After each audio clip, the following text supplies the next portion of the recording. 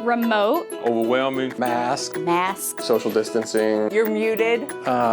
Zoom. Virtual. Virtual commencement. I don't want to hear virtual meeting anymore. Strength. You have to stay patient. Quarantine. Quarantine. Protest. Unrest. Physical distancing. 6 feet apart. Blackboard.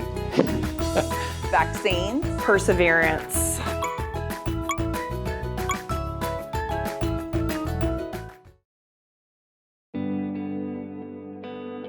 There is a saying that I love.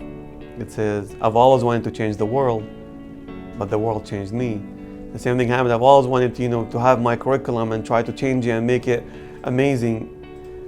Every year I have a better curriculum than the year before. Then I had to put all that away and start new. So I wanted to change the curriculum changed me. I think we were so busy in figuring out how everything's going to work, like we didn't have time to be sad. We were just trying to figure out the logistics.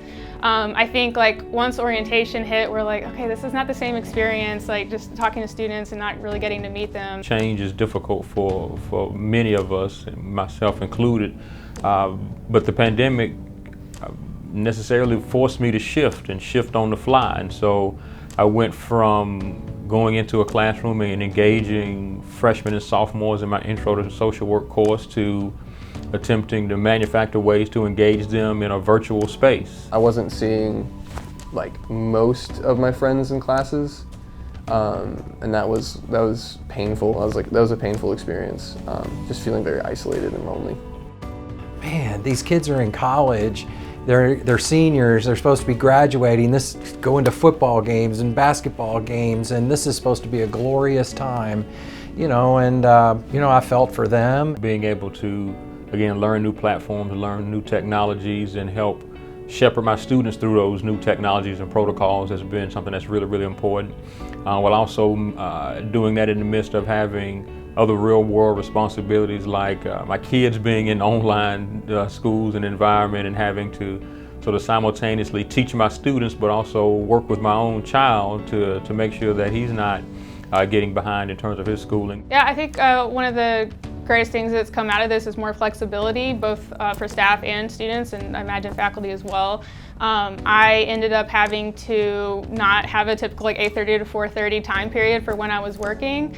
And so I was able to hop on at maybe 6 o'clock at night and was having really great conversations with students. I have been here for 33, 34 years. I have done a few online video type lecture things, but never an entire course. I'm not an online teacher, I'm a face-to-face teacher. And so, I had to learn how to post a Panopto video. It's not difficult, it's just having never done it before, you have to learn to do that. The last group event that I attended before classes went online, before lockdown, was Raise Red, which is a 24-hour dance marathon run by students to raise money for pediatric cancer and to raise money for activities for pediatric cancer patients. And I am very much looking forward to dancing again in 2022, hopefully this time in person. You always think that you planned your life, you planned this job, you planned next year. It changed, so don't give up, keep working hard. The difference between college and real life is in college you learn the lesson, you take a test.